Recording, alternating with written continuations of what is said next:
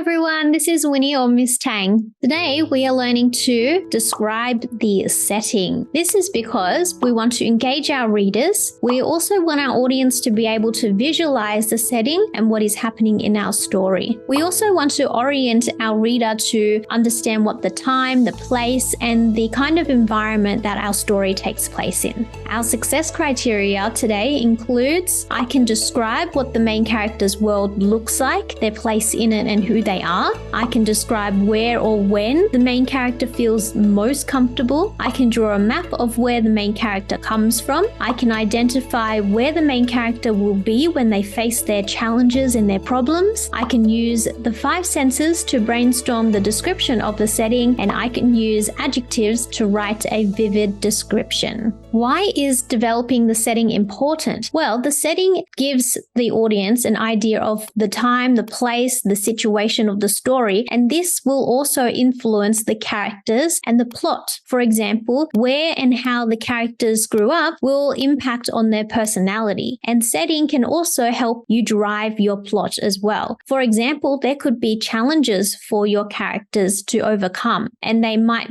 be events that happen geographically or environmentally. And this can also shape their characters and help them grow. So giving your audience an idea of where the setting is going to be will also help you develop the plot, the mood in the story, as well as your characters. At the beginning of your protagonist's journey, their world is usually pretty normal and ordinary. So a question you could think of is, where and when is your main character? Where does your main character feel the most comfortable? And while they are facing problems and their challenges, their world is going to feel really scary and unfamiliar. So have a think about where your main character might be when they are facing these challenges. Here are some questions that you could think of. For example, where is your character? Where is your story going to be set? What is it going to be like there? What is the landscape like? What does it look like? What sights, smells, sounds, and sensations might you notice if you were a character there? And what is there? So are there objects or creatures or people that you can see? These are some questions that may help you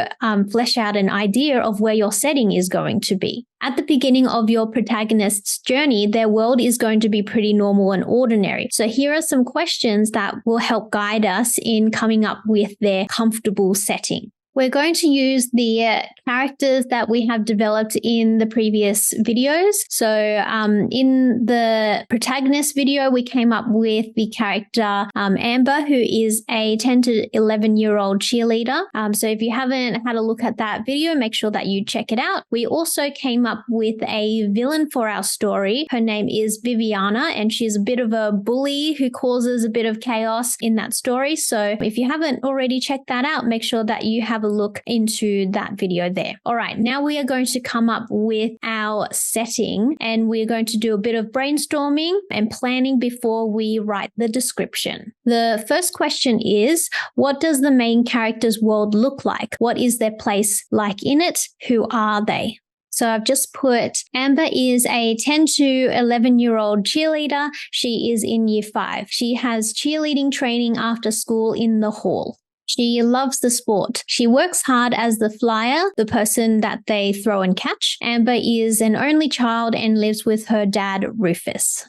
So remember that when you are coming up with your own story, you can use your own experiences. So for example, you might have noticed I've started talking about cheerleading in my short story, and that's because I'm drawing from my own experiences. So the reason why I've put words like flyer in there and cheerleader is because I used to do cheerleading. So here's a photo of me. And here's a photo of my husband, and that's actually how we met. So, interesting fact.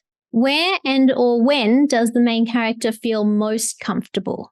I would say that Amber probably feels the most comfortable, maybe when she's at home with her dad. Maybe she loves chocolate chip cookies or the smell of chocolate chip cookies when she comes home. Okay, so I've just written Amber feels the most comfortable when she is at home with her dad. He likes cooking and Amber loves coming home to the smell of chocolate chip cookies or warm banana bread just coming out of the oven. And then underneath, you could also draw a map of where your main character comes from or draw a picture of their home or their room. The next thing we are going to do is describe the uncomfortable setting. So during our narrative, our main character is going to feel uncomfortable when they go through challenges and complications. So one of the questions we're going to answer is, where is the main character going to be when they face their challenges? Well, I think because our antagonist is another cheerleader who is a bit of a bully, Viviana, Amber is going to most likely face her challenges during cheerleading practice. I've just written at cheerleading practice in the school hall after school. The next question is, what would the character have seen and felt? What would they hear, smell, and or taste? So this is where we are going to brainstorm our 5 senses and see if we can put ourselves in the character's perspective in that setting and brainstorm some words that will help us come up with our description. For C, Amber may see the rough, thick blue mats to jump, tumble, and do stunts on. She might feel out of breath from training. She could hear upbeat mix of pop music for the routine. Something that she could smell could be sweat because they're, training in the hall or the gym. And taste, maybe because if you're exercising a lot, you might be really thirsty. So you might feel dry mouth. Now we are going to describe the setting by using adjectives to write a vivid description. Okay, so in our first sentence, we will need to orient our reader into where they are.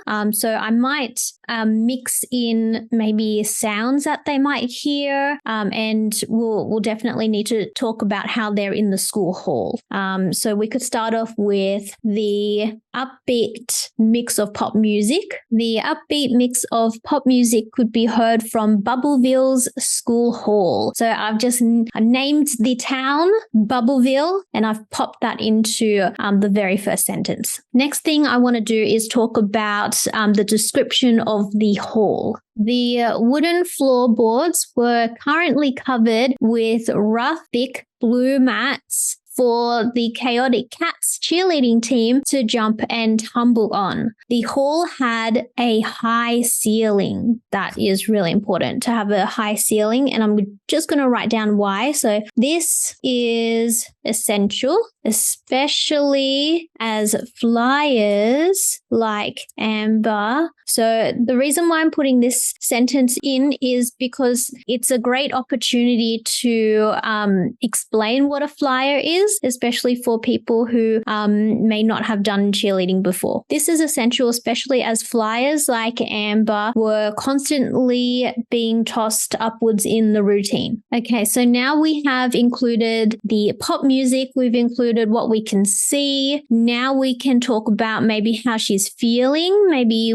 the smell and the taste. So she's out of breath from training. So maybe we can say Amber was huffing and puffing with both her hands on her hips, trying to catch her breath. And then we can talk about maybe the sweat. You don't have to do all of the 5 senses. You can do some, most. You can do all if you'd like to. I think I might leave the smell of sweat out of it, and I might just talk about maybe the feel of sweat. She wiped sweat off her forehead. And then we can talk about maybe her dry mouth. So maybe because she's really thirsty, she's gulping down lots of water from her water bottle, and gulped down water from her pink metal bottle to soothe her dry mouth.